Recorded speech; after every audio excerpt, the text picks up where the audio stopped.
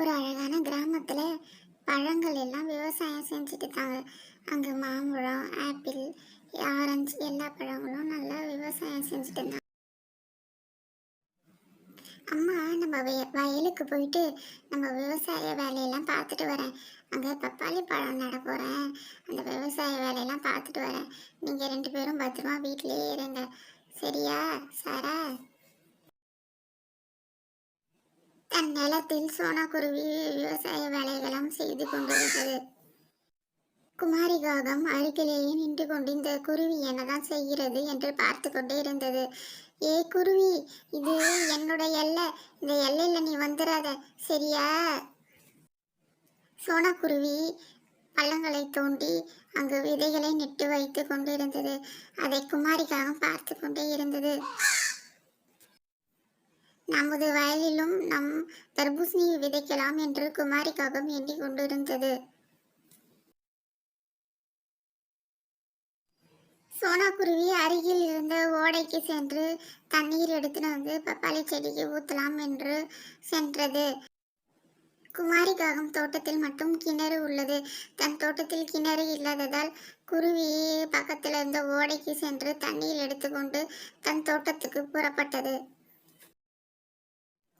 சோனாக்குருவி தன் தோட்டத்துக்கு சென்று எல்லா செடிகளுக்கும் தண்ணீர் ஊற்றியது.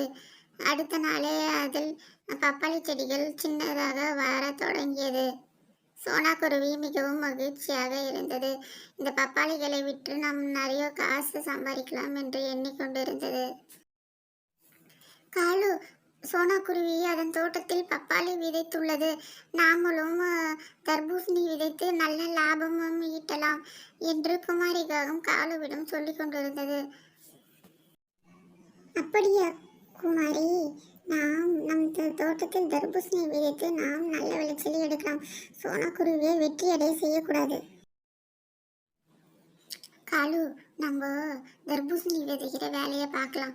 அதிகமான வட்டி இருந்தால் கூட பரவாயில்ல. நீங்கள் கழுக்கு கிட்டேருந்து வாங்கிட்டு வாங்க காசு. நம்ம அதை வைத்து தர்பூசணி விவசாயம் செய்யலாம் என்று குமாரிக்காகவும் சொல்லி கொண்டு இருந்தது. குமாரி, உடனே வாங்கிட்டு வரேன். அதிக வட்டி இருந்தால் கூட பரவாயில்ல, நான் உடனே வாங்கிட்டு வரேன். 2 காகங்களும் ஒரு நாள் தன் தோட்டத்தை பார்க்கலாம் என்று சென்றது. அந்த தோட்டத்தை பார்த்து பப்பாளி செடிகளை பார்த்து அது 2 காகக்கும் பொறாமையாக இருந்தது. காலு, இந்த பப்பாளியை பார்த்தீங்களா எப்படி விளைஞ்சிருக்குன்னு? நம்ம போகும்போது 2 பப்பாளி இந்த மரத்துல இருந்து எடுத்துட்டு போயிடலாம். சோனாக்குருவி வர மாதிரி இருக்கு. நம்ம பப்பாளி எடுத்துட்டு வீட்டுக்கு கிளம்பலாம் வாங்க காலு. 2 காகங்களும் பப்பாளியை எடுத்துக்கொண்டு வீட்டுக்கு கிளம்பி விட்டன. சோனாக்குருவி தன் தோட்டத்திற்கு வந்து பப்பாளி செடிகளை பார்த்து கொண்டிருந்தது. இந்த பப்பாளியில் தினமும் ஒரு பப்பாளி காய் குறைகிறது. நாம் தினமும் எண்ணி விட்டு தான் செல்கிறோம், ஆனால் தினமும் ஒரு பப்பாளி குறைகிறது. சோனாக்குருவி பப்பாளி பழங்களை எடுத்துக்கொண்டு கழுகின் கடைக்கு சென்றது. சோனா, என்ன இவ்வளோ லேட்டாக வர? சீக்கிரமாக வந்து எடுத்துன்னு வந்து கொடுக்கக்கூடாதா? பழங்கள் எல்லா பறவைகளும் பப்பாளி பழம் தான் கேட்கின்றன. இந்த பழங்கள் மிகவும் ருசியாக இருக்கிறது என்று பப்பாளி பழங்களை அதிகமாக எல்லா பறவைகளும் விரும்பி கேட்க. அடுத்த முறை சீக்கிரமாக எடுத்துன்னு வந்து கொடுக்குறேன் கழுகு. குமாரி, பப்பாளி பழம் பார்க்கறதுக்கே சூப்பரா இருக்கு. நீ கட் பண்ணி எடுத்துன்னு நம்ம சாப்பிடலாம். இதை சாப்பிட்டா கண்ணுக்கு ரொம்ப நல்லது குமாரி. நான் தினமும் தோட்டத்துக்கு போயிட்டு பப்பாளி பழம் எடுத்துட்டு வரேன். காலு இரவோடு இரவாக சென்று எல்லா பப்பாளி மரத்தையும் வெட்டி விட்டு வாருங்கள். அந்த சோனாக்குருவியை நாம் முன்னேறவே விடக்கூடாது.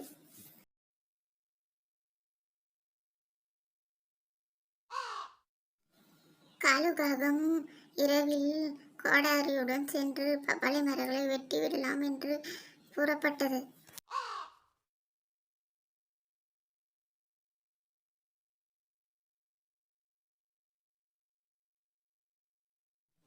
சோனாவின் தோட்டத்திற்கு சென்று எல்லா பப்பாளி மரங்களையும் காலுகாகம் வெட்டத் தொடங்கியது. எல்லா பப்பாளி மரங்களும் வெட்டி சாய்த்து விட்டு அங்கிருந்து புறப்பட்டு விட்டது காலு.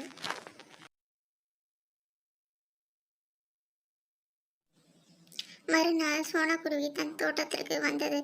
வந்து பார்த்த சோனாக்குருவிக்கு அதிர்ச்சியாக இருந்தது. அச்சச்சோ! நம்ம மரங்களை யார் வெட்டி விட்டது? யார் வெட்டினாங்களே தெரியல. இந்த மரத்தை நம்பிதான் நான் என் பழ வியாபாரத்தையே செய்து கொண்டிருந்தேன். இந்த மரத்தை யார் இப்படி வெட்டி விட்டார்கள் என்று சோனா குருவி அழுது கொண்டே இருந்தது.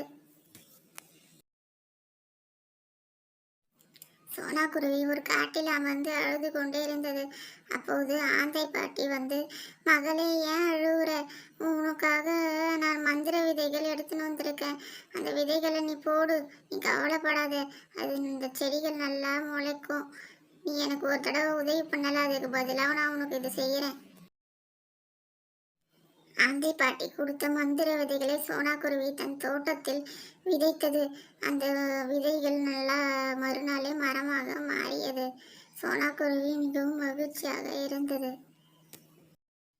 இந்த பொறாமை பிடித்த காகங்களால் இந்த சோனா குருவிக்கு எப்போதும் தொல்லையாகவே இருந்தது. ஆனால் இந்த முறை ஆந்தை பாட்டியால் இந்த சோனா குருவிக்கு நல்லது நடந்து விட்டது. மரங்கள் நன்றாக செழிப்பாக வளர்ந்தன. ஒரு வாரம் கழித்து காட்டில் மிகப்பெரிய மழை பெய்தது. அந்த மழை 2 நாட்கள் விடாமல் தொடர்ந்து பெய்ததால் அந்த காட்டில் வெள்ளமும் வந்தது. இந்த வெள்ளத்தில் எல்லா மரங்களும் மூழ்கி விட்டன.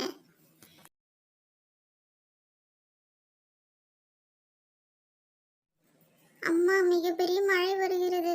உன் செடி எல்லாம் வீணாகி விடாதா? கவலைப்படாத சாரா, என் செடியெல்லாம் வீணாகாது. என் செடிகள்லாம் பத்திரமா தான் இருக்கும். மழை அதிகமாக பெய்ததால் வெள்ளம் பெருக்கெடுத்து ஓடியது. இந்த தர்பூசணி பழங்கள் 2 நாட்களாக அந்த வெள்ளத்திலே மூழ்கி கிடந்தன. இந்த தர்பூசணி பழங்கள் அழுகிற நிலைமைக்கு வந்துவிட்டன. இந்த காகங்களின் எண்ணமும் பொறாமையும் பொசுங்கிவிட்டது. மழை விடாமல் பெய்து கொண்டே இருந்தது. மழை வெள்ளமும் அதிகமாக தேங்கி இருந்தது நிலத்தில். 2 காகங்களும் மறுநாள் மழை விட்டதும் தன் நிலத்துக்கு சென்றது. அந்த தர்பூசணி பழங்கள் அழுகி இருக்கத்தை பார்த்து 2 காகங்களும் அழுது கொண்டே இருந்தது. நாம் அதிக வட்டிக்கு இந்த தர்பூசணி விவசாயத்தை செய்தோமானால் இன்று நஷ்டம் ஏற்பட்டுவிட்டது சொல்லிக் கொண்டிருந்தது. கதையின் நீதி: வினை விதித்தவன் வினை அறுப்பான்.